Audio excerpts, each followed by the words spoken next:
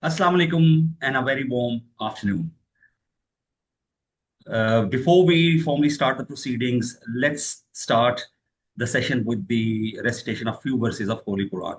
أعوذ بالله من الشيطان الرجيم بسم الله الرحمن الرحيم والتين والزيتون وطور سينين وهذا البلد الأمين لقد خلقنا الإنسان في أحسن تقويم صدق الله العظيم. Exactly. Ladies and gentlemen, uh, we may welcome you to this very informative and awareness session of unique document identification number. As you are aware that over a year ago, with the untiring efforts of the National Council, along with the chairman TSPD committee, personal involvement, we managed to secure this for the CMA members, which was actually exclusive right of the Institute of Chartered Accountants of Pakistan earlier on. But Alhamdulillah, basically, we, in order to ensure the transparency across the audits and good governance, we managed to have this UDIN compliance. So as far as this session is concerned, this would lead towards number one, the awareness, the background, what is UDIN, and how basically CMAs should be implementing it. And secondly, it would be a hands-on in which Waqas Khalid Saab, our learned speaker, he would demonstrate you how to actually use to generate the UDIN. Mr. Waqas Khalid, having a distinguished background with fellowships of both the accounting bodies in Pakistan, Institute of Cost and Management Accountants, as well as Institute of Chartered Accountants of Pakistan. Sir, we welcome you to spare some precious time for us and for the, especially for the practicing members. We also welcome Chairman TSPD Committee, Ghulam Mustafa Qazi Saab. He's going to join us as well and gracing the event. We also have many esteemed practicing members with us, including Sayyid Mansoor Saab. Sir, thank you very much for sparing time for this session. So without taking much of this time, I welcome you all, and I hope you would enjoy the session. First, Waqas Khalid Saab would offer the presentation, then the hands-on on the generation of the UDIN, and that would be followed by some of the questions which we'll take from the audience. So, Waqas Saab, sir, over to you, please. Thank you, Afisab. Wa shukriya. Welcome to all. First of all, I would like to appreciate TSPT committee, Qazi Mustafa Sahab, and ICMA management team for conducting such a useful session and making me the part of this session. This is really an honor for me. तो topic जो है आजकल के needs के और market के point of view से, हमारी प्रैक्टिस के पॉइंट ऑफ व्यू से, this is a very important topic. इस पे जो मैं आज ब्रीफिंग दूंगा, इसके दो कंपोनेंट्स होंगे. एक तो मैं थोड़ा सा प्रेजेंटेशन दूंगा कि ये यूडीआईएन है क्या और व्हाट इज़ यूडीएन और इसकी नीड क्या है, क्यों ये हमारे प्रोफेशन में इसको अप्लाई क्यों किया जा रहा है, इसको हम देखेंगे. सेकंड, इसके बेनिफिट्स क्या हैं. और तीसरा, सेकंड जो मेरा कंपोनेंट होगा पार्ट प्रेजेंटेशन का, वो मैं आपको ये बताऊंगा कि भाई हमने इसका प्रोसेस कैसे करना है, इसको अप्लाई कैसे करना है. तो पहले मैं अपने फर्स्ट कंपोनेंट की तरफ चलता हूँ.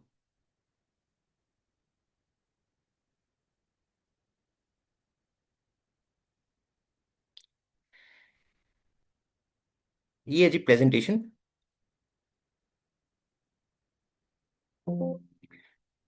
आज का हमारा टॉपिक है यूडीआईएन जनरेशन एंड कंप्लायंस. कि इसकी जनरेशन कैसे करनी है, कंप्लायंस कैसे करनी है. ये जो मैं ब्रीफिंग दूंगा, इसका जो एजेंडा है, उसके जो कंटेंट्स हैं जी, वो है UDIN introduction, need of UDIN, इसकी जरूरत क्यों पेश आई, eligibility, who is eligible to use this UDIN, applicability, इसकी एप्लीकेबिलिटी कहाँ पे होगी, प्रोसेस क्या है, इसको कैसे हम जनरेट करेंगे, कॉमन मिस्टेक्स. अमूमी तौर पर हमारे दोस्त, हमारे साथी, हमारे प्रैक्टिसिंग मेंबर्स जब यूडीआईएन जनरेट कर रहे होते हैं तो अमूमी तौर पर कौन सी गलतियां हो जाती हैं हमसे, उनकी करेक्शन कैसे करनी है. फिर नेक्स्ट आ जाता है जी बेनिफिट्स, इसके बेनिफिट्स क्या हैं. और एंड पे, जैसा मैंने आपको अर्ज किया, लाइव डेमोन्स्ट्रेशन दूंगा कि हमने इसका प्रोसेस कैसे करना है, और फिर हम क्वेश्चन आंसर सेशन करेंगे. सबसे पहले जी, व्हाट इज यूडीआईएन, यूडीआईएन है क्या. Basically this is a unique document identification number. ये एक 20 digit auto generated alpha numeric number है, जो कि ऑडिट रिपोर्ट्स के ऊपर मेंशन किया जाता है। हमारे हर प्रैक्टिसिंग मेंबर ने जिस वक्त एक ऑडिट रिपोर्ट इशू करनी है, उस वक्त ये नंबर अपनी रिपोर्ट पे मेंशन करेगा। अच्छा, इसको कहाँ मेंशन करना होगा रिपोर्ट में, वो भी मैं आगे चल के बताऊंगा। It ensures authenticity and credibility of the professional reports. Next is why UDIN, जरूरत क्यों पेश आई, क्या वजह है कि ये यूडीआईएन आई कैप ने भी स्टार्ट किया, आईसीएमए ने भी स्टार्ट किया। एक्चुअली हमारे जो साथी प्रैक्टिस में इंगेज हैं, वो उनके साथ कई मरतबा इस किस्म की सिचुएशन उनको फेस करना पड़ी होगी। मेरे साथ भी ऐसा हुआ कि हमारी मार्केट में कभी कभी कोई किसी क्लाइंट ने ऐसा भी किया कि इवन कि उन्होंने हमारा लेटर पैड खुद प्रिंट कराया, खुद ऑडिट रिपोर्ट बनाई, हमारे साइन और स्टैम्प भी उन्होंने खुद ही बना के किसी रेगुलेटरी बॉडी में या बैंक में वो रिपोर्ट सबमिट कर दी। तो that was a clear example of the forgery. तो फौजी की जा रही थी मार्केट में। अच्छा, फिर बाज़ औक़ात ऐसी भी सिचुएशन होती है कि जी जो हमारा क्लाइंट है उसने हमें रिकॉर्ड लेट सबमिट किया, या उन्होंने हमें डॉक्यूमेंट्स लेट दी। हमने उस पर ऑडिट प्रोसीजर्स अप्लाई किए, फाइल बनाई, ऑडिट कंप्लीट किया। अब जब हम रिपोर्ट इशू कर रहे होते हैं तो उनका हमारे ऊपर बड़ा प्रेशर होता है कि जी रिपोर्ट पे मेहरबानी करके जो डेट है वो आप बैक डेट डाल दीजिए, जो ड्यू डेट बनती है आप वो डेट कर दीजिए, जो एजीएम से पहले की डेट है आप वो डाल दीजिए और करंट डेट ना डालें। इस किस्म के भी बाजों का सिचुएशंस हुई। और समटाइम्स हमें ये भी ऐसी सिचुएशन से भी वास्ता पड़ा कि हमारे क्लाइंट ने हमें डॉक्यूमेंट्स या इंफॉर्मेशन कंप्लीट नहीं दी, हम वेट करते रहे, इवन कि हमें उसने इतना ज़्यादा प्रेशराइज किया, हमें ऑडिट रिपोर्ट इशू करनी पड़ गई। तो फिर उसका हमें जो हमारे लिए जो मुश्किल पेश हुई कि हमारे पास जो फाइल है वो मुकम्मल तौर पर कंप्लीट ना हो सकी और हमें रिपोर्ट इशू करनी पड़ गई। तो इन सारी चीज़ों को देखते हुए, इन सारी चीज़ों को प्रिवेंट करने के लिए ये यूडीआईएन का मैकेनिज्म इंट्रोड्यूस कराया गया। एसईसीपी ने यह आइडिया लॉन्च किया, आई कैप से डिस्कशन हुई, आईसीएमए से डिस्कशन हुई, दोनों इंस्टीट्यूट्स ने इसको अपने यहाँ अप्लाई किया। तो ये इसका बेसिक रीज़न और जस्टिफिकेशन है, जिसकी वजह से इसको अप्लाई किया जा रहा है। डेफिनेटली इससे ये फोर्जरी, ये बैक डेटिंग के चांसेस खत्म होंगे और हमारा ऑडिट प्रोफेशन जो है वो ज़्यादा स्ट्रांग हो जाएगा, ट्रांसपेरेंसी बढ़ेगी, एक ट्रस्ट डेवलप हो जाएगा। नेक्स्ट है जी, who can generate UDIN, generate कौन कर सकता है। आईसीएमए का मेंबर्स जो जिनके पास प्रैक्टिस लाइसेंस है, प्रैक्टिस सर्टिफिकेट ऑफ प्रैक्टिस है, they can generate UDIN. When is UDIN required, इसकी जरूरत कब होती है, जिस वक्त भी हमने एक ऑडिट रिपोर्ट इशू करनी है, चाहे वो किसी भी किस्म की ऑडिट रिपोर्ट है, चाहे वो रिव्यू रिपोर्ट है, चाहे वो public limited sorry private limited company की रिपोर्ट है, एसोसिएशन ऑफ पर्सन की रिपोर्ट है, या सोल प्रोप्राइटरशिप की सूरत में है, हमने हर किस्म की रिपोर्ट के ऊपर ये यूडीआईएन इशू कर रहे हैं जिस वक्त हम रिपोर्ट को साइन कर रहे हैं। नेक्स्ट है यूडीआईएन जनरेशन का प्रोसेस क्या है। वैसे तो इसका डिटेल्ड प्रोसेस जो मैं डेमो दूंगा उसमें एक्सप्लेन करूंगा, लेकिन यहाँ पे मैं थोड़ा सा एक ब्रीफ ओवरव्यू दे देता हूँ। जो हमारी आईसीएमए की वेबसाइट है हम उस पर जाएंगे, वहाँ पे माई आईसीएमए की ऑप्शन है, उसको क्लिक करेंगे। उसके बाद जो एक विंडो ओपन होती है उसमें सीओपी की एक ऑप्शन ओपन होती है, उसे हम लॉग इन कर लेंगे। उसके बाद एक डैशबोर्ड ओपन होगा, डैशबोर्ड में फिर हमें लेफ्ट साइड पे ऑप्शन मिल जाती है यूडीआईएन पोर्टल की, हम उस पोर्टल में जाएंगे। जैसे ही हम उस पोर्टल को ओपन करेंगे तो वहां पर एक कंप्लीट फॉर्म ओपन हो जाएगा जिसमें कि हमें पर्टिकुलर्स दर्ज करना होंगे कंप्लीट उस क्लाइंट के जिसके लिए हम रिपोर्ट इशू करना चाह रहे हैं। उसमें क्लाइंट का नेम भी होगा, उसकी जो फाइनेंशियल स्टेटमेंट्स बनानी है उसकी फिगर्स भी हमें एंटर करनी पड़ेंगी। तो सारा बेसिक जो डाटा है वो हम उसके अंदर एंटर करेंगे। डिटेल से अभी हम उसको डेमो में देख लेते हैं। जब भी हम डाटा एंटर कर देंगे तो उसके बाद एक यूडीआईएन जनरेट हो जाता है, वो यूडीआईएन हम अपनी रिपोर्ट में मेंशन कर देंगे और उसके बाद उस रिपोर्ट को साइन करेंगे। कॉमन मिस्टेक्स, आमतौर पे कॉमन मिस्टेक्स क्या हो जाती हैं वाइल दिस प्रोसेस, जब हम ये यूडीआईएन जनरेट कर रहे होते हैं। Sometimes wrong date on auditors report, auditors report में हम डेट गलत लिख देते हैं। ये मैं अपने तमाम साथियों के लिए अर्ज करूंगा कि हमेशा जिस डेट को हम यूडीआईएन जनरेट कर रहे हैं, ऑडिट ऑडिट रिपोर्ट की जो डेट है वो वही होनी चाहिए। वो डेट हम ना तो उससे पहले की लिख सकते हैं, ना उसके बाद की लिख सकते हैं। Second, incorrect details of the client. जो हम डिटेल, जो मैंने अभ्यास किया कि हमने जो डेटा एंटर करना है उस फॉर्म में, जो पर्टिकुलर्स दर्ज करने हैं वो बिल्कुल करेक्ट होने चाहिए। बाज़ औक़ात उनमें किसी किस्म की कोई गलती हो सकती है। तीसरी चीज़ है जी, डिलेड जनरेशन। जैसा कि मैंने आपको बताया शुरू में कि बाज़ औक़ात अगर ऑडिट प्रोसेस में हमारा हम डिले हो गया due to any reason, for example client ने हमें डॉक्यूमेंट्स लेट दी हैं, उन्होंने हमें इंफॉर्मेशन लेट दी, जिसकी वजह से पूरे का पूरा प्रोसेस ही लेट हो गया और हम ऑडिट रिपोर्ट लेट इशू कर रहे हैं। तो उस पे फिर हमें जिस डेट को वो ऑडिट रिपोर्ट इशू करें, हमें वही डेट ही मेंशन करना होगी। अब हमारे पास ये गुंजाइश नहीं है कि हम पहले की कोई डेट, एजीएम की से पहले की कोई डेट डाल दें।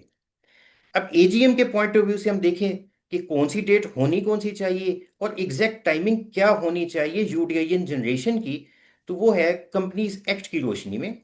तो आप सब साथियों के इल्म में है कि जो कंपनीज एक्ट की रिक्वायरमेंट है उसके मुताबिक जो एजीएम की डेट ड्यू है वो है जी 28 अक्टूबर। और 28 अक्टूबर जो लास्ट ड्यू डेट है एजीएम की, उससे 21 दिन पहले नोटिस ऑफ एजीएम इशू होना चाहिए। तो और ये भी हम सबके इल्म में है कि नोटिस के साथ that notice must be accompanied by the annual audited accounts, ताकि जितने भी मेंबर्स हैं अगर वो मीटिंग में आना चाह रहे हैं तो वो ऑडिटेड अकाउंट्स को स्टडी करके आए। तो लिहाजा ये डेट तकरीबन जा बनेगी 6 या 7 अक्टूबर। तो ये एटलीस्ट कम अज कम हमें ये डेट डालनी चाहिए, या इससे पहले की तो हो सकती है, इसके बाद की नहीं हो सकती, क्योंकि 21 दिन पहले हमने नोटिस सर्कुलेट करना है, अदरवाइज कंपनीज एक्ट की वायलेशन हो जाएगी। एनी हाउ, ये है कॉमन मिस्टेक्स जो हमारे से हो जाती हैं बाज़ औक़ात। अब अगर ये मिस्टेक्स हो गई, मसलन डाटा एंट्री में कोई गलती हो गई, डेट हमने गलत डाल दी, तो इसका अब सोल्यूशन क्या है? वो ये है कि जो हमारा ये पूरा सिस्टम है, जो हमारा पोर्टल है आईसीएमए का, ये डेफिनेटली ये अलाउ करता है कि हम उसको रेक्टिफाई कर सकते हैं, करेक्शन कर सकते हैं विद इन 90 डेज, लेकिन 90 दिन के बाद नहीं कर सकते। अगर अब फिगर में कोई चेंज हो गई, डाटा जो हमें मिला था उसके उसमें कोई तब्दीली आ गई, हम फिगर्स को चेंज करना चाहते हैं, तो विद इन 90 डेज हम उसी पोर्टल में जाके चेंज कर सकते हैं। बेनिफिट्स ऑफ यूडीआईएन, इसके बेनिफिट्स क्या हैं? ऑथेंटिसिटी हो जाएगी हमारी रिपोर्ट की। कंप्लाइंस, जो आईसीएमए का डायरेक्टिव आया है, जो रिक्वायरमेंट है हम उसकी कंप्लाइंस कर रहे हैं। ट्रेसेबिलिटी, कोई भी रेगुलेटरी बॉडी, बैंक्स, वो हमारी रिपोर्ट को ट्रेस कर सकते हैं, हम खुद ट्रेस कर सकते हैं कि क्या वो रिपोर्ट जेन्युइन है कि नहीं है। हम सब जो हमारे प्रैक्टिसिंग मेंबर्स हैं वो ये जानते हैं कि जी बहुत सारे बैंक्स और रेगुलेटरी बॉडीज समटाइम्स जो हमने ऑडिट रिपोर्ट दी होती है अपने क्लाइंट को, जब वही क्लाइंट जाके उनको सबमिट करता है तो वो हमें वेरिफिकेशन के लिए भेजते हैं। तो हम देख सकते हैं कि जी क्या वो जेन्युइन है या नहीं है। तो ये इसके बेसिकली बेनिफिट्स हैं। तो लिहाजा वो जो फोर्जरी है मार्केट के अंदर वो ख़त्म हो जाएगी, ऑडिट प्रोफेशन स्ट्रांग हो जाएगा और एक ट्रस्ट डेवलप हो जाएगा प्रैक्टिसिंग मेंबर्स के ऊपर और ऑडिटर्स के ऊपर। Thank you. ये था एक ब्रीफ ओवरव्यू जो मैंने आपको बताया। अब इसके बाद हम चलेंगे अपनी डेमोन्स्ट्रेशन की तरफ कि ये प्रोसेस हमने करना कैसे है। अच्छा, इससे पहले मैं थोड़ा सा ये अर्ज करना चाहूँगा। अब ये भी सवाल बाज़ात किया जाता है कि जी अगर हमसे यूडीआईएन मिस हो गया और हमने यूडीआईएन नहीं लगाया रिपोर्ट के ऊपर, तो उसके क्या कंसिक्वेंसेस होंगे?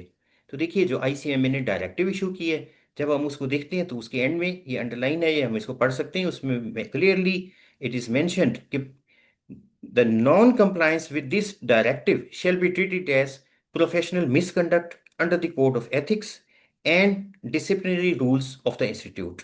ये बाकायदा तौर पर एक नॉन कंप्लायंस तस्वुर किया जाएगा, वायलेशन एंड मिसकंडक्ट के जुमरे में आएगा, और इसमें कौंसल बाकायदा उस मेंबर के खिलाफ एक्शन ले सकती है।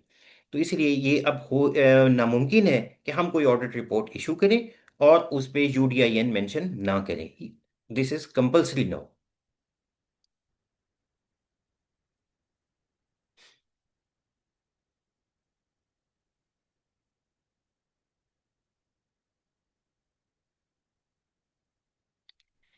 अब हम चलेंगे लाइव डेमोन्स्ट्रेशन की तरफ।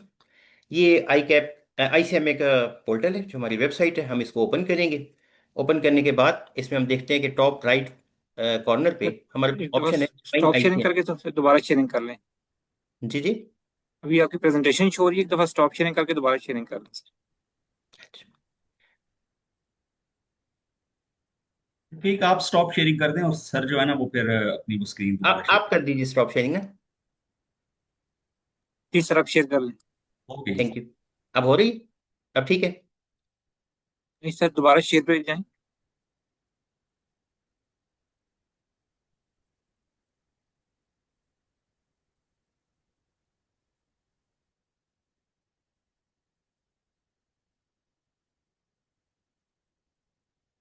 अब ठीक है जी।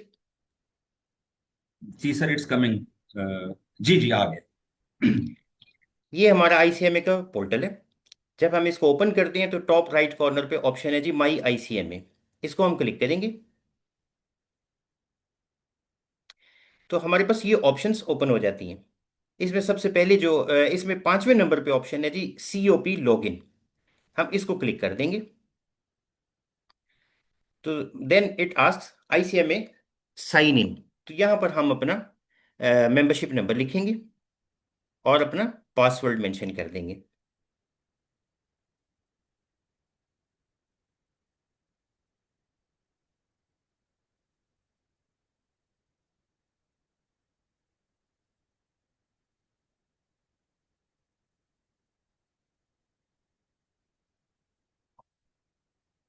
जब हमने ये पासवर्ड मेंशन किया तो उसके बाद नेक्स्ट स्लाइड जो हमारे पास ओपन हो जाती है हमारे पोर्टल में, वो है जी डैशबोर्ड। इसके लेफ्ट कॉर्नर पे हम देखते हैं कि डिफरेंट ऑप्शंस हैं और उसमें सेकंड लास्ट जो ऑप्शन है वो है यूडीआईएन पोर्टल। हम इसको क्लिक कर देंगे। यूडीआईएन जनरेशन फॉर्म ओपन हो जाता है। इसमें सबसे ऊपर तो हमारी फर्म का नाम ऑटोमेटिकली मेंशन होगा। सेकंड जो आ जाता है वो है जी नेचर ऑफ द क्लाइंट। जिस क्लाइंट के लिए हम रिपोर्ट इशू करना चाह रहे हैं, उस क्लाइंट की नेचर क्या है, आया वो कंपनी है, ईओपी है, सोल प्रोप्राइटरशिप है, या इसके अलावा कोई और। तो अब यहाँ पर हम उसके नेचर को क्लिक कर देंगे। फॉर एग्जाम्पल अगर देखिएगा हम इसको वन बाय वन सबको ही क्लिक करके देखते हैं कि उसमें फिर क्या इंफॉर्मेशन हमसे मांगी जाती है। अगर हम कंपनी को क्लिक करेंगे तो उसमें लिखा हुआ है पब्लिक इंटरेस्ट कंपनी और क्लाइंट रजिस्ट्रेशन नंबर। इसमें ऐसा है कि पब्लिक इंटरेस्ट कंपनी जो है, हम being CMA public interest company का ऑडिट नहीं कर सकते। तो इसलिए अगर तो पब्लिक इंटरेस्ट कंपनी है तो फिर हमें आगे प्रोसेस करना ही नहीं चाहिए।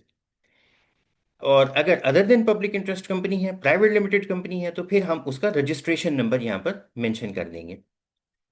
और अगर हमारा क्लाइंट एओपी है तो तब उसका एनटीएन हमने यहाँ पर मेंशन करना है। और इससे हमें यह भी पता चला कि अगर वो नॉन फाइलर है ईओपी जिसके पास एनटीएन ही नहीं है, तो फिर हम उसका ऑडिट भी नहीं कर सकेंगे, हम उसकी ऑडिट रिपोर्ट ही नहीं बना सकेंगे और उसका यूडीआईएन इशू नहीं कर सकेंगे। तो उसे पहले तो एनटीएन लेना होगा, उसके बाद फिर हम ये ऑडिट रिपोर्ट भी उसकी इशू कर सकेंगे। और अगर वो सोल प्रोप्राइटर है तो उसके लिए हमें सीएनआईसी नंबर उस प्रोप्राइटर का यहाँ पर मेंशन करना होगा। और अगर अदर क्लाइंट है, इन सब के अलावा कोई और है, तो उस क्लाइंट की नेचर हमें यहाँ मेंशन करनी होगी और उसका रजिस्ट्रेशन नंबर या एनटीएन नंबर। इसमें ऑप्शन है, हम क्लाइंट का रजिस्ट्रेशन नंबर भी लिख सकते हैं या उसका एनटीएन भी लिख सकते हैं। हम सपोज कर लेते हैं कि जी दिस इज सोल प्रोप्राइटर। अब यहाँ पे हम उसका सीएनआईसी नंबर जो सोल प्रोप्राइटर का है वो मेंशन करेंगे। मैं एग्जांपल के तौर पे अपना सीएनआईसी नंबर मेंशन कर देता हूँ। उसके बाद है जी क्लाइंट का लीगल नेम क्या है, या हमने अपने क्लाइंट के इदारे का नाम लिख देना है। फॉर एग्जांपल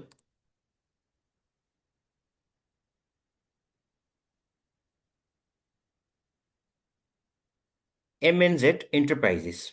उसका नेक्स्ट है कि जी वो सेलेक्ट ए सेक्टर, कि उसके बिजनेस की जो नेचर है वो किस किस्म की है। ये डिफरेंट बिजनेस सेक्टर्स यहाँ पर मेंशन है और तकरीबन मैं इसको देख रहा था कि सब के सब कवर हो जाते हैं।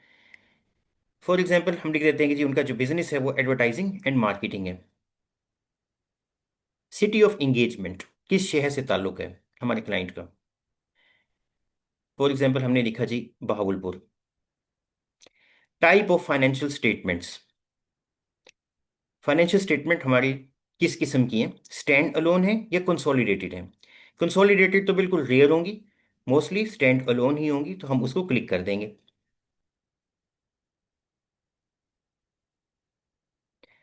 देन कम्स रिपोर्ट टाइप, कि जी किस किस्म की रिपोर्ट हम इशू करना चाह रहे हैं।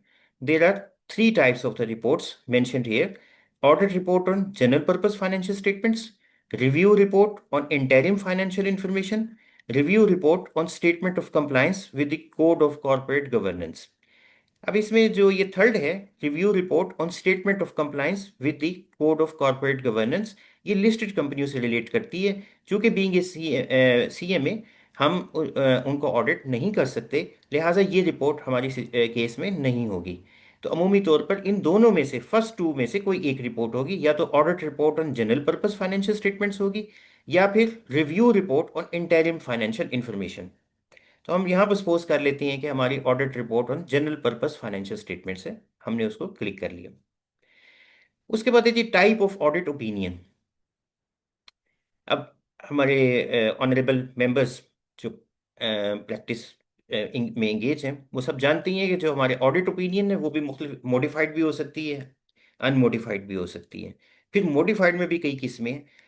तो अब ज़्यादातर तो हमारी रिपोर्ट अनमोडिफाइड ही होती है, मॉडिफाइड रिपोर्ट रेयर केसेस में होगी। अच्छा, इसमें एक चीज़ ये भी मैं बयान कर दूं कि अगर एम्फेसिस पैराग्राफ हमने किसी रिपोर्ट में दिया है, तो वो भी अनमोडिफाइड ओपिनियन ही कहलाएगी। तो अनमोडिफाइड ओपिनियन को हमने क्लिक कर दिया। उसके बाद आया था जी रिपोर्टिंग पीरियड। अब ये जो यूडीआई है ना, ये अप्लाई हो रहा है, ये हमारा इसकी जो एप्लीकेशन हो रही है वो 1 जुलाई 2025 से ऑनवर्ड हो रही है। तो उसके बाद की जो भी रिपोर्ट्स हैं उन पे हमने इनको मेंशन करना है। फॉर एग्जांपल 2024 का हमने ऑडिट किया और उसकी जो रिपोर्ट है उस पे हमने मेंशन नहीं करना। अब ये हमारा ऑडिट पीरियड है कि जी उनका जो फाइनेंशियल ईयर है वो क्या है, यह हमने मेंशन करना है। फॉर एग्जाम्पल हम कहते हैं कि जी वो 1 जुलाई 2025 से स्टार्ट हुआ, और रिपोर्ट पीरियड एंडिंग पीरियड उसका क्या है, यानी कि क्लोजिंग डेट हम कह रहे हैं जी 30 जून 2026 को क्लोज हो रहा है।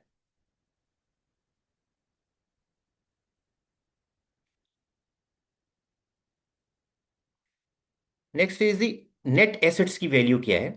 अब हम उसकी बैलेंस शीट पे जाएंगे। सब साथी समझते हैं net asset means total assets minus total liabilities, वो यहां पर हम मेंशन कर देंगे। हम अपनी आसानी के लिए यहां पर सपोज कर लेते हैं कि दीज आर जीरो। फिर है जी प्रॉफिट या लॉस बिफोर टैक्स। ये भी बड़ा इंपॉर्टेंट है, क्योंकि जब हम प्रॉफिट एंड लॉस अकाउंट बनाते हैं उसमें हम टैक्स भी उसकी प्रोविजन इनकॉर्पोरेट करते हैं। तो प्रॉफिट बिफोर टैक्स भी होता है, प्रॉफिट आफ्टर टैक्स भी होता है। यहाँ हमें लिखना है प्रॉफिट बिफोर टैक्स, हम यहाँ पर जीरो लिख रहे हैं। और अगर लॉस होगा तो माइनस में वो फिगर मेंशन कर देंगे। उसके बाद cash and cash equivalent as appearing in cash flow statement. अब जो हमने कैश फ्लो स्टेटमेंट बनाई है उसके एंड में हम देखेंगे कि हमारा closing cash and cash equivalents कितना है। वो जो अमाउंट होगी वो हम यहाँ पर मेंशन कर देंगे। वो भी हम अपनी आसानी के लिए यहाँ पर जीरो लिख फर्ज कर लेते हैं। उसके बाद है जी टोटल करंट एसेट्स, कि जी उस इदारे के टोटल करंट एसेट्स कितने हैं, तो वो भी हम वहाँ अपनी बैलेंस शीट से देखेंगे और उसको लिख देंगे। यहाँ हम अपनी आसानी के लिए वो जीरो ले लेते हैं। उसके बाद है जी रेवेन्यू। रेवेन्यू मीन्स उनका ग्रॉस रेवेन्यू, ग्रॉस सेल या ग्रॉस टर्नओवर, वो जो भी फिगर होगी वो यहाँ पर हम मेंशन कर देंगे। इसके बाद है कैप्चा, ये हम लिखेंगे जस्ट फॉर सिक्योरिटी पर्पसेस।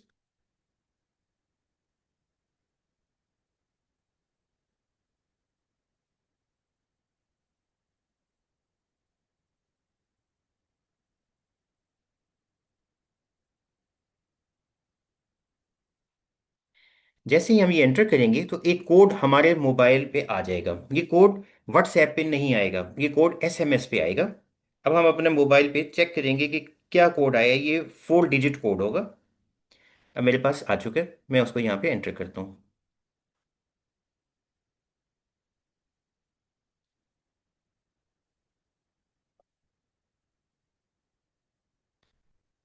अब इसके बाद हम इसको सबमिट कर देंगे।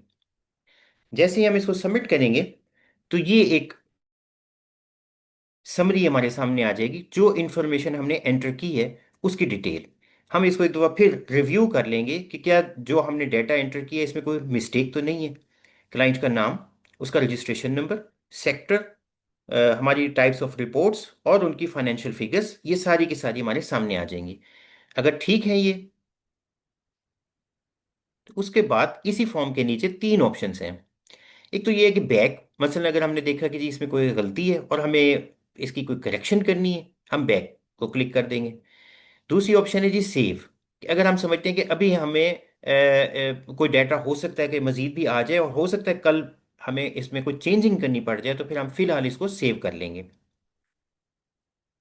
और तीसरी ऑप्शन है कंफर्म एंड सबमिट, अगर हम समझते हैं कि this data is now 100% accurate और अब इसमें कोई चेंज नहीं है, तो हम इसको कंफर्म एंड सबमिट क्लिक कर देंगे। अब जैसे ही हम इसको क्लिक करेंगे, तो हमारे पास आ गया फॉर्म सबमिटेड सक्सेसफुली, हमने इसको ओके कर दिया। इसका मतलब ये है कि अब हमारा यूडीआईएन इशू हो चुका है। अब नेक्स्ट स्टेप है, हमने अपने यूडीआईएन को व्यू करना है कि हमारा यूडीआईएन क्या है। ये लेफ्ट साइड पे जो बार है, इसमें सेकंड ऑप्शन है रिकॉर्ड्स की, इसको हम क्लिक करेंगे तो ये डैशबोर्ड ओपन हुआ। इसमें हमारा यूडीआईएन आ गया, ये देखिएगा। ये पहले भी कुछ इशू हुए हैं, तो लास्ट वन है वो ये है जो अभी हमने जिसका प्रोसेस किया। तो इसमें फर्स्ट कॉलम में यूडीआईएन, उसके बाद हमारी फर्म का नेम, और फिर एंटिटी का नेम आ गया जिस क्लाइंट का हमने यूडीआईएन इशू किया, और साथ ही उसकी डेट भी मेंशन हो गई। तो ये है जी इसका टोटल प्रोसेस। अब सवाल ये कि जी ये मेंशन कहाँ करना है रिपोर्ट के ऊपर, तो उसके लिए भी मैं चाहूंगा कि मैं आपको एक रिपोर्ट सैंपल के तौर पे पेश करता हूँ।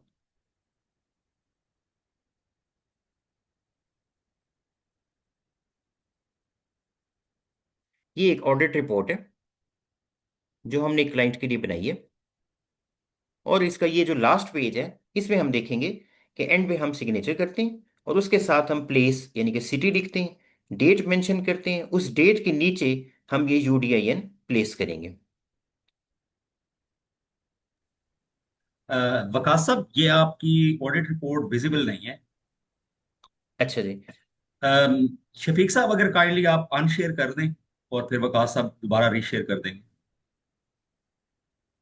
जी सर, दोबारा शेयर कर। मैं दोबारा करता हूँ।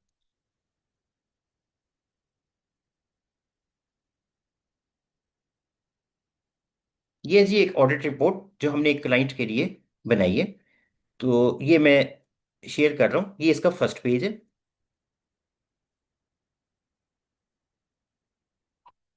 सेकंड पेज, और ये उसका थर्ड पेज, लास्ट पेज है।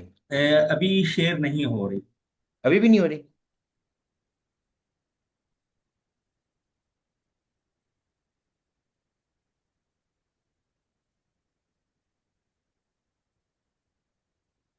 अब हो रही है जी। जी सर, अब आ रही है।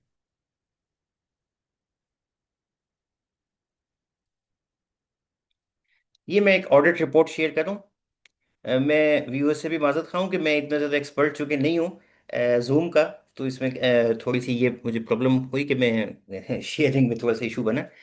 ये मैं ऑडिट रिपोर्ट शेयर कर रहा हूँ। ये इसका फर्स्ट पेज है, जो कि हमने अपने क्लाइंट के लिए इशू की। ये सेकंड पेज, और ये है जी थर्ड पेज।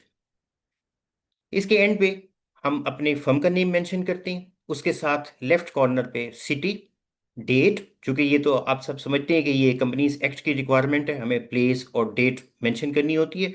उसके नीचे हम यूडीआईएन मेंशन करते हैं, तो ये वो प्लेस है जहां पर यूडीआईएन मेंशन करना होगा। इसको भी अब अनशेयर कर दीजिएगा प्लीज। अब वापस हमें आईसीएमए के पोर्टल पे जाना है। Thank you.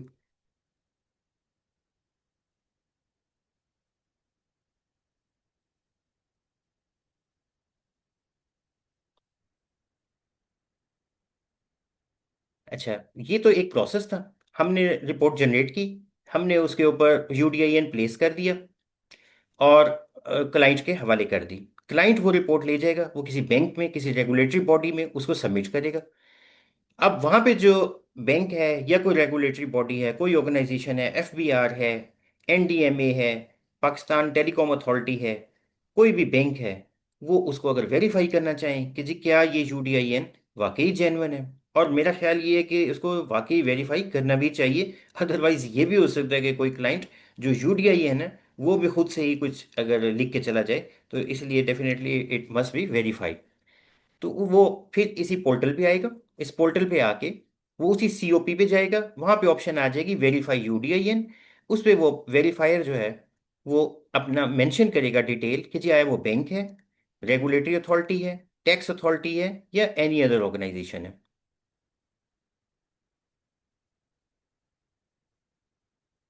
Name of verifier, वो जो उसका ऑफिशियल होगा वो अपना नेम मेंशन करेगा, अपना मोबाइल नंबर मेंशन करेगा, ईमेल में जाएगा, अपना ईमेल एड्रेस मेंशन करेगा। और जो यूडीआईएन वो वेरीफाई करना चाह रहा है वो यूडीआईएन इधर मेंशन कर देगा। उसके बाद उसी तरह का प्रोसेस है, कैप्चा वो लिखेगा और उसको एक ओटीपी, हमारा पोर्टल जो आईसीएमए का है, ये एक ओटीपी उसके मोबाइल नंबर पे भेजेगा और वो उसको वेरीफाई कर देगा। तो उसके बाद एक विंडो ओपन होगी और जिसमें कि यूडीआईएन को वेरीफाई कर दिया जाएगा इस पोर्टल की तरफ से, आईसीएमए की वेबसाइट की तरफ से, अगर वो जेन्युइन होगा। अगर जेन्युइन नहीं होगा तो वो वेरीफाई नहीं होगा। वेरीफाई नहीं होगा तो वो फिर क्लाइंट हमारे पास दोबारा आ जाएगा। तो ये पूरा प्रोसेस है। और ये इसकी ज़रूरत थी, ये भी मैंने अर्ज़ किया कि इसकी ज़रूरत क्यों थी। और ये भी बता दिया कि अब ये कंपलसरी है। अब कोई भी रिपोर्ट फ्यूचर में विदाउट यूडीआईएन इशू नहीं की जा सकती। किसी भी किस्म की कोई भी ऑडिट रिपोर्ट हम इशू कर रहे हैं उसके ऊपर यूडीआईएन कंपलसरी है। तो ये थी मेरी सारी गुजारिशात। And thank you very much. अब अगर कोई क्वेश्चंस हो तो मैं हाजिर हूँ। जी फहद, काइंडली अगर आप questions one by one share कर दें तो वकास साहब उनको ना वन बाय वन एड्रेस कर लेंगे।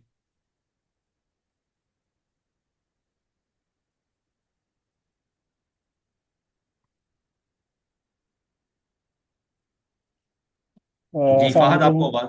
जी जी जी वालेकुम बिल्कुल। सलाम। अच्छा सर, मोहम्मद नवाज साहब ये पूछ रहे हैं कि is this application for the company paid up capital for less than 1 million, यानी कि जो पेड अप जो प्राइवेट लिमिटेड कंपनीज हैं, क्या उनके लिए भी यही यूडीआईएन का पोर्टल यूज होगा? यस डेफिनेटली, बिल्कुल किसी भी company regardless of their capital, सबके लिए यही पोर्टल यूज होगा, यही प्रोसेस होगा और यूडीआईएन कंपलसरी होगा।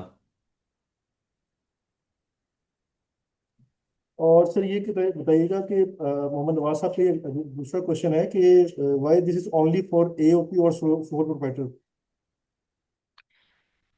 क्योंकि देखिए एक्चुअली ईओपी और जो सोल प्रोप्राइटर हैं वो स्टिल अनडॉक्यूमेंटेड हैं। गवर्नमेंट का बड़ा एक फोकस है इस चीज़ के ऊपर और एम्फेसिस है, चाहे कोई भी गवर्नमेंट हो, कि हमें ईओपीज, ये जो अनडॉक्यूमेंटेड सेक्टर है, इसको भी डॉक्यूमेंटेशन की तरफ लेके आना चाहिए।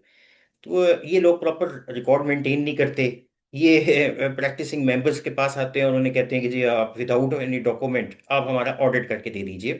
तो ये अब इसी चीज़ को प्रिवेंट करने के लिए अब हम लोग उनसे पूरा ऑडिट, उनका प्रॉपर ऑडिट करेंगे, उनसे रिकॉर्ड मांगेंगे, डॉक्यूमेंट्स लेंगे और प्रॉपर अपनी फाइल बनाएंगे।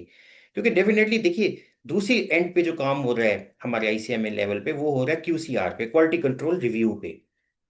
तो अगर हम फाइल नहीं बनाएंगे हमारी फर्म का क्यूसीआर नहीं हो सकेगा। और आप सब ये जानते ही हैं कि भाई अब जितने भी बैंक्स हैं, रेगुलेटरी बॉडीज हैं, उनकी रिक्वायरमेंट और डिमांड ये होती चली जा रही है कि जी ये जो आप ऑडिट रिपोर्ट लेके आ रहे हैं, that firm must be a QCR rated firm. तो इसलिए अगर हमें क्यूसीआर कराना है तो हमें प्रॉपर फाइल्स मेंटेन करनी पड़ेंगी। तो इसलिए जो भी हम ऑडिट रिपोर्ट इशू करेंगे, चाहे वो एओपी भी है, इवन सोल प्रोप्राइटर भी है, उन सब की हमें फाइल मेंटेन करना पड़ेगी, क्योंकि हमारा क्यूसीआर भी हो सकता है। और डॉक्यूमेंटेशन की भी बात है, तो विदाउट रिकॉर्ड और विदाउट फाइल अब हम किसी की रिपोर्ट इशू नहीं कर सका करेंगे। Thank you very much sir. Sir हमारे एक और मेंबर हैं, मिर्ज़ा मोहम्मद इकबाल साहब। वो जी ये जी। पूछना चाह रहे हैं कि जो फार्मा इंडस्ट्री है हमारी, वो ऑडिट रिपोर्ट्स रिक्वायर करती है। अ, उसमें सोल प्रोप्राइटरशिप काफ़ी ज़्यादा उनकी फर्म्स होती हैं, तो क्या हम उनके लिए यूडीआईएन जनरेट करेंगे? जी बिल्कुल। देखिए, जब भी हम ऑडिट करेंगे, हमने उनकी और रिपोर्ट इशू करेंगे, तो हम उसके ऊपर यूडीएन लगाएंगे। हाँ, अगर हम इंटरनल ऑडिट कर रहे हैं तो इंटरनल ऑडिट के लिए जरूरी नहीं है। एक्सटर्नल ऑडिट हम जब भी करेंगे उस पर यूडीएन जरूर मेंशन करेंगे। Thank you very much sir. Sir, अच्छा इसका सर, मतलब ये एक हुआ कि regardless of the nature of the business, कि जी वो जी सोल प्रोप्राइटर है, पार्टनरशिप है, या प्राइवेट लिमिटेड कंपनी है, जब भी सीएमए ऑडिट रिपोर्ट इशू करेगा UDIN must has to be there. बिल्कुल definitely, regardless of their nature of business, regardless of their legal status, चाहे वो कंपनी है, जैसे आपने आज किया बिल्कुल सही फरमाया, चाहे वो लिमिटेड कंपनी है, सोल प्रोप्राइटर है, एओपी है, और या उनका कोई भी बिजनेस है, फार्मा का है, टेक्सटाइल का है, घी का है, एडवर्टाइजिंग है, मार्केटिंग है, if they are commission agents even, सब के ऊपर अगर हमने एक्सटर्नल ऑडिट कर रहे हैं और ऑडिट रिपोर्ट इशू कर रहे हैं तो लाजमी हमें यूडीआईएन प्लेस करना होगा। थैंक यू सर, थैंक अच्छा सर, कुछ मेंबर्स रिक्वेस्ट कर रहे हैं कि आप एक दफ़ा जो यूडीआईएन एडिट का जो प्रोसेस है वो अगर थोड़ा सा ब्रीफ कर दें कि किस तरह से हम यूडीआईएन नंबर, या क्योंकि हम यूडीआईएन नंबर जनरेट कर लें तो उसको फिर जी जी एडिट कैसे कर सकते हैं। जी जी, इसको देख लेते हैं।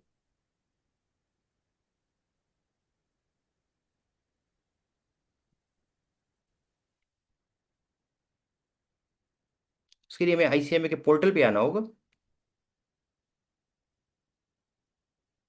जी सर, विजिबल। के लिए यही सारा प्रोसेस दोबारा करना होगा, जहाँ पे वो हमारा फॉर्म बन गया था और जहाँ पे हमने पर्टिकुलर्स को वेरीफाई किया था, उसके नीचे मैंने आज किया था कि तीन ऑप्शंस आ जाती हैं, या तो सेव कर लें, या कंफर्म एंड सबमिट कर लें, या बैक पे चले जाएं। तो जब हम सेव करेंगे तो वहाँ पर एक्चुअली ऑप्शन आ जाएगी और फिर हम उसको एडिट कर सकेंगे। इसके लिए कि अब हमें दोबारा भी सारा प्रोसेस करना पड़ जाएगा।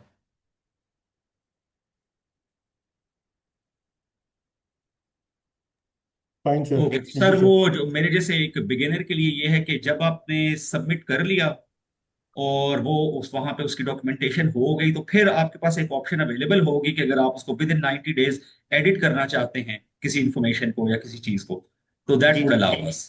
बिल्कुल। जब हमने डेटा सारा एंटर कर लिया तो जी जी। पोर्टल हमसे पूछेगा कि जी इज दिस एक्यूरेट, अब इसमें कोई चेंज तो नहीं है। हम नीचे सेव को क्लिक कर देंगे, सेव को क्लिक करेंगे तो उसके बाद 90 दिन के अंदर अंदर हम उसमें कोई चेंज भी कर सकते हैं। Sure sure. अच्छा सर, हमारे एक मेंबर क्वेश्चन कर रहे हैं कि is this UDIN for internal audit also. No, for internal audit UDIN is not required. Thank you very much sir. क्योंकि जो इंटरनल ऑडिट है उसमें तो कोई प्रिस्क्राइब्ड ऑडिट रिपोर्ट भी नहीं है, तो ये सिर्फ और सिर्फ एक्सटर्नल ऑडिट के लिए है, जो कि इसको रेगुलेट कर रहा है कंपनीज एक्ट। तो ये कंपनीज एक्ट की और एससीसीपी की रिक्वायरमेंट है, उन्होंने ही इसको फोकस किया है फॉर बोथ इंस्टीट्यूट्स, आईसीएमए और एंड आई कैप। तो लिहाजा ये एक्सटर्नल ऑडिट के लिए ही है। Thank you sir. अच्छा सर, हमारे एक मेंबर हैं, वो ये पूछ रहे हैं कि how can we make rectification after generation of UDIN if wrong value is written in form. जी जी, ये वो सेम क्वेश्चन है जिसका भी हमने जवाब दिया, कि वो सेव वाली ऑप्शन को क्लिक करेंगे तो वहां पर रेक्टिफिकेशन की ऑप्शन विंडो ओपन हो जाएगी, वहां पर हम रेक्टिफाई कर लेंगे किसी भी फिगर के अंदर।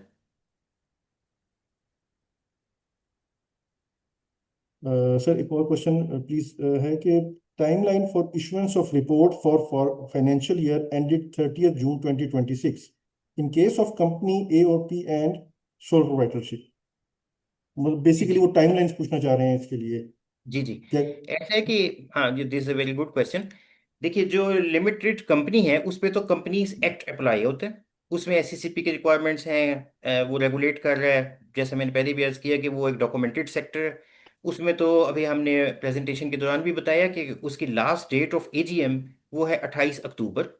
तो लिहाजा 28 अक्टूबर से पहले पहले, क्योंकि उन्होंने जो एजीएम कंडक्ट करनी है उसके उसका नोटिस ऑफ मीटिंग है वो सर्कुलेट करना है तमाम मेंबर्स को। अब कंपनीज एक्ट की रिक्वायरमेंट ये है कि जो नोटिस ऑफ मीटिंग तमाम मेंबर्स के रजिस्टर्ड एड्रेस पे भेजा जाएगा, उस नोटिस के साथ एनुअल ऑडिटेड अकाउंट्स की कॉपी भी शेयर की जाएगी मेंबर्स को, ताकि वो लोग पढ़ के आएंगे और मीटिंग में पार्टिसिपेट करेंगे, और ताकि मैनेजमेंट से अगर वो कोई क्वेश्चन करना चाहें तो वो कर सकते हैं। तो 21 दिन पहले, अब 28 अक्टूबर जो डेट बनती है कंपनी के केस में एजीएम की, तो 21 दिन पहले ये तकरीबन जा बनेगा 6 या 7 अक्टूबर जा बनेगा 21 दिन पहले। तो लिहाजा क्योंकि 21 दिन पहले तो सर्कुलेट करना है, तो उससे पहले ऑडिट कंप्लीट हो जाना चाहिए और रिपोर्ट इशू हो जानी चाहिए। तो इसलिए इसकी तो ड्यू डेट ये बन जाएगी तकरीबन 6-7 October in the case of the company. लेकिन एओपी और जो सोल प्रोप्राइटर है, ये जो कि अनडॉक्यूमेंटेड सेक्टर है, ये जो कि अनरेगुलेटेड सेक्टर है, इसके ऊपर कंपनीज एक्ट अप्लाई नहीं होता, इसलिए इनकी कोई खास कोई ऐसी कोई ड्यू डेट है ही नहीं ये तो जब चाहेंगे, जब भी हम ऑडिट करवाना चाहेंगे अपने सेक्टर वाइज, उनका जो भी फाइनेंशियल ईयर होगा उसके हिसाब से वो जिस वक्त, या उनकी मैनेजमेंट किसी भी 6 मंथली ऑडिट कराना चाह रही है, एनुअल ऑडिट करना चाह रही है, ये भी हो सकता है कि वो जनवरी टू दिसंबर ऑडिट करवाना चाहें। तो वो जिस भी पीरियड का ऑडिट करवाना चाहेंगे उसका हम ऑडिट करेंगे, और उसकी उस वक्त जब हम रिपोर्ट इशू करेंगे तो उस पर यूडीआईएन अप्लाई करेंगे। तो इसके लिए कोई खास ड्यू डेट या पीरियड नहीं है। सर, एक हमारे मेंबर है मदर साहब, उनका ये क्वेश्चन है कि do we maintain file of the client for the particular year while data is not completed or furnished by the client? जी जी, देखिए फाइल तो बनाना बहुत ज़रूरी है, और अगर उसने डाटा हमें नहीं दिया तो definitely it it means our file is incomplete. तो फिर हम रिपोर्ट इशू नहीं कर सकते, क्योंकि हम क्यूसीआर की तरफ जा रहे हैं, हमने कल को हमारी फर्म का क्यूसीआर भी होना है, और हमें वहाँ पर फाइल सबमिट करना होगी फॉर रिव्यू। तो ये हमारा एक प्रोफेशनल रिक्वायरमेंट भी ये है कि जब तक हमारे पास पूरा डाटा नहीं आ जाता, हमें पूरी रिक्वायर्ड डॉक्यूमेंट्स नहीं दे दी जाती, हम रिपोर्ट इशू ना करें। चाहे उनकी एजीएम गुजर भी जाती है तो फिर वो उनके एंड पे रिस्पॉन्सिबिलिटी है। SCCP will penalise them, SCCP will penalise, will ask the question from the client. उसकी जिम्मेदारी है कि उन्होंने एजीएम लेट क्यों की, तो वो हमारी जिम्मेदारी नहीं है। हम अगर वो इवन के 28 अक्टूबर के बाद उन्होंने हमें डॉक्यूमेंट्स दिए हैं और 28 अक्टूबर के बाद हम रिपोर्ट इशू कर रहे हैं, तो फिर हम वही डेट ही लिखेंगे, क्योंकि अब पहले पुरानी डेट लिखने का तो अब सूरत ही खत्म हो गई ना। हमने तो वही डेट लिखनी है जिस डेट को हम यूडीआईएन जनरेट कर रहे हैं। अब फॉर एग्जांपल उन्होंने नवंबर में हमें डेटा दिया है, तो फिर हम नवंबर की डेट, एक्चुअल जो डेट है वही लिखेंगे रिपोर्ट के ऊपर, और उसी डेट को यूडीआईएन जनरेट करेंगे। उनकी एजीएम अगर जब लेट हो चुकी होगी तो फिर वो अब एससीसीपी को वो खुद जवाब दे होंगे, उसमें हमारी जिम्मेदारी खत्म हो जाएगी। Thank you very much sir. Sir, एक क्वेश्चन और है कि जी जी, can UDIN be also be generated for a foreign branch office? देखिए बात ये जैसे भी हमने पहले भी कहा, किसी भी किस्म का ऑफिस कंपनी फॉरेन है या लोकल है, डोमेस्टिक है, ये इशू नहीं है। बात है एक्सटर्नल ऑडिट की। अगर हम एक्सटर्नल ऑडिटर हैं, एक्सटर्नल ऑडिट उनका हम कर रहे हैं, तो हमें जब हम रिपोर्ट इशू करेंगे तो यूडीआईएन अप्लाई करना है। सर, सो फार अभी तक यही क्वेश्चंस हैं। ठीक है जी। बल्कि मैं मेंबर से रिक्वेस्ट करूंगा कि अगर वो बाद में भी कोई क्वेश्चन आए तो वो टीएसपीडी को एड्रेस कर सकते हैं। फाहद साहब को कर सकते हैं, मुझे कर सकते हैं, और फिर हम वकास साहब हैं और भी हमारे प्रैक्टिसिंग मेंबर्स हैं, तो वो उनके आंसर्स उनको डेफिनेटली लेके हम पास ऑन कर देंगे। जी जी, जरूर जरूर। Sir, thank you so very much for such a valuable, very very enlightening session. कि बिल्कुल जो बिगिनर्स भी हैं वो भी I think they must have got this very very clear कि किस कंपनी पे है, किस नेचर ऑफ बिजनेस पे है, क्या लीगल फ्रेमवर्क है, और स्पेशली आपने जो हैंड्स ऑन हमें डेमोन्स्ट्रेशन दिया है कि इसको कैसे अप्लाई कर रहा है, तो this was very very enlightening. Thank you so very much. Thank you फीसम। अच्छा, इसमें हमारे साथ सैयद मंसूबुल हसन साहब अवेलेबल हैं। सो सर, अस्सलाम वालेकुम। जी वालेकुम सलाम। Mansoor Can you Saab, hear me? can you please can we request you to please offer the valedictory note here? Sure. Let me see why Thank you, sir. my Thank camera is not working. Okay, so कोई technical glitch है इसमें। क्योंकि बात जो है वो वकास साहब ने जरा एथिक्स वाली बात भी छेड़ दी है, तो I would like to make some input on this also. तो ये बहुत अच्छा काम किया है वकास साहब ने। इसके अंदर मैं आपको, आपके साथ भी और जो हमारे पार्टिसिपेंट्स हैं उनके साथ भी शेयर करना चाहता हूँ कि when you are signing any document which is a public document, that will always remain attached to your name and that will always carry your goodwill. इसकी मैं एग्जांपल इस तरह से बताऊंगा कि जब मैंने 1995 में अपनी प्रैक्टिस स्टार्ट की थी, और उस वक्त जो मैंने अपने ऑडिटेड अकाउंट्स मुख्तलिफ क्लाइंट्स के मैंने साइन किए थे, those were referred by SECP and some people also in State Bank of Pakistan, that there was some Mansoub and company, some Syed मंसूब Hasan जिन्होंने ये ऑडिट किया है। तो मतलब बहुत प्राउड एक मोमेंट होता है कि जब आप कि डॉक्यूमेंट जो है वो 10 साल के बाद और 20 साल के बाद भी जो है वो रेफर किए जा रहे हैं एज ए गुड एग्जाम्पल। बिल्कुल ऑनर की बात है। जब आप कोई भी डॉक्यूमेंट साइन करेंगे तो ये वो आपकी गुडविल डिटरमिन करेंगे। मैं जो बात बताना चाह रहा हूँ कि वो आपकी गुडविल को डिटरमिन करेंगे। मेरी chairman adviser to the chairman SRB से भी किसी हवाले से डिस्कशन रही है, और जगहों प्लेटफॉर्म्स में भी रही है। तो मुख्तलिफ कंसल्टेंट्स, मुख्तलिफ प्रैक्टिशनर्स के बारे में जो उनका जो फीडबैक था ना, तो वो बहुत अच्छा भी था और अलार्मिंग भी था। अच्छा इन द सेंस के ज़ाहिर है कि वो एक्नॉलेज कर रहे हैं कुछ अच्छे लोगों को, लेकिन साथ में वो लोग जो लोग लेस देन एथिकल प्रैक्टिसेस कर रहे हैं, तो ऐसा नहीं है कि मार्केट में उनके बारे में लोगों को पता नहीं चल रहा। तो मार्केट के अंदर नाम ट्रैवल करता है, ये जहन में रखिए। आप ये नहीं समझे कि अगर आप सिर्फ एक अकाउंट साइन कर रहे हैं तो वो सिर्फ उस कंपनी तक रहेगा या आईसीसीपी की फाइल्स में चला जाएगा, ऐसा नहीं है। द नेम ट्रेवल्स, ठीक है। और इसके अंदर एक जो हमारी जो सर्टिफिकेशन ऑफ अकाउंट्स का जो एक बिजनेस है, जो कि specially with reference to to financial institutions जब आता है, तो उसमें मोस्टली जो अकाउंट्स होते हैं बोरोवर्स के, वो फैब्रिकेटेड होते हैं। इसमें कोई मतलब हम सब प्रैक्टिशनर हैं, हमें पता है।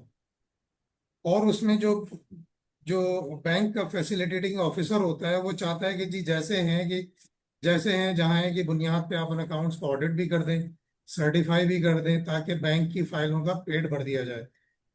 आपको हरगिज ऐसा नहीं करना। This is my senior and sincere advice to all the practising members, whether आप आईसीएमए के मेंबर हैं, वेदर आप सीए के मेंबर हैं, वेदर आप कोई भी किसी भी इंस्टीट्यूट के मेंबर हैं, you should not do that, you should not never do that. इसलिए कि फिर पता है क्या होगा आपको, वो हो सकता है आपके मन माने पैसे भी दे दें, आपके मुंह मांगे पैसे भी दे दें, लेकिन क्या होगा, उस इंस्टीट्यूशन के अंदर आपका नाम ये स्टैब्लिश हो जाएगा कि भाई ये वाली फर्म, इसको तो जो दे दो वो साइन कर देता है। ठीक है। मैंने सीसीपी सीआरओ के साथ मेरी अभी रिसेंटली किसी हवाले से मीटिंग थी, तो सीआरओ कराची ने स्पेशली कुछ एक सीए फर्म थी, उसके हवाले से ये बात कही कि भाई इनके बारे में तो मशहूर है कि जी इनको कुछ भी दे दें साइन कर देते हैं।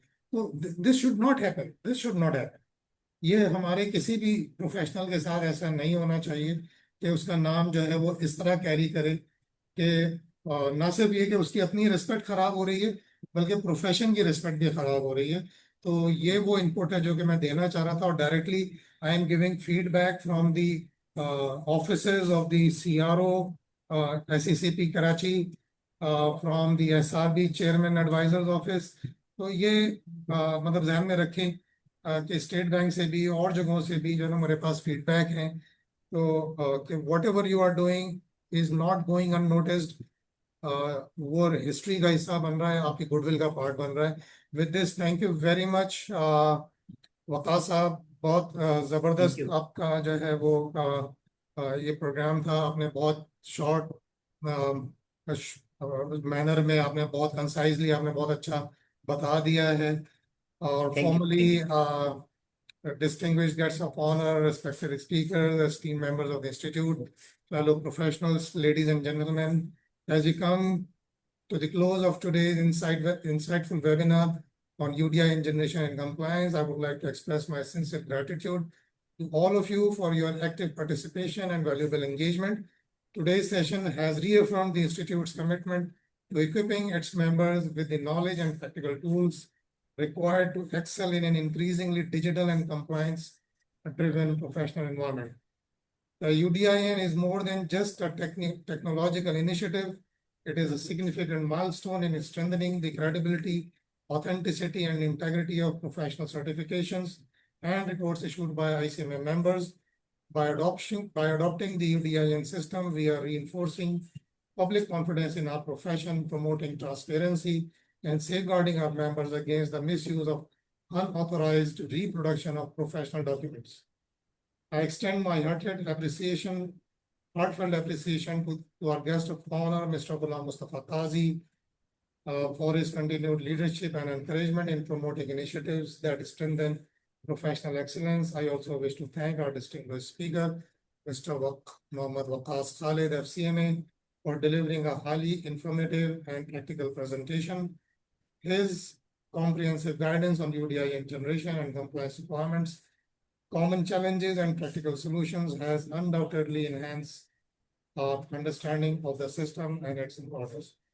I would also like to acknowledge the dedicated efforts of the Technical Support and Practice Development Committee, and his leader, Qazi Saab, and the Small and Medium Practicing Advisory Board for organizing the timely and beneficial webinars. Such collaborative initiatives reflect ICMA's unwavering commitment to supporting its members through continuous professional development and practical guidance.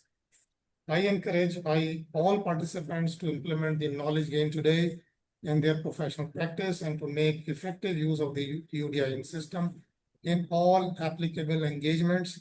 Your feedback and suggestions will help us further improve future learning initiatives and continue addressing the evolving needs of our members.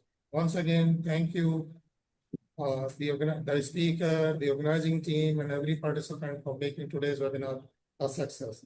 We look forward to your continued participation in future knowledge sharing sessions organized by ICMA.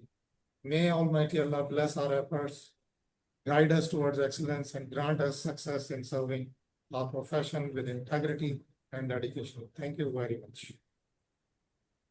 Thank you so very much, Sayyid Mansoor Hassan Saab, Thank you. for your valedictory note. Mohammad Waqas Khalid Saab for such a nice presentation and basically hands-on presentation on the UDIN implementation. I would sincerely thank Mr. Fahd Bashir Siddiqui, whose basically total engagement has always been there. तो आपने बहुत ज़्यादा contribute किया इसमें, especially Shafiq साहब का बहुत शुक्रिया अदा करता हूँ for his technical support. So thank you very much, all the participants. I hope you people are going to implement this UDIN because it's as Waqas mentioned, it is mandatory. Now it's not like a non-compulsory thing. It's a mandatory requirement for all the CMA practicing members to issue the audit reports with the UDIN compliance. So enjoy the rest of your day, and inshallah we'll bring you some more sessions, such informative sessions very shortly. Thank you. Allah Hafiz. Thank you. Thank you. Allah Hafiz.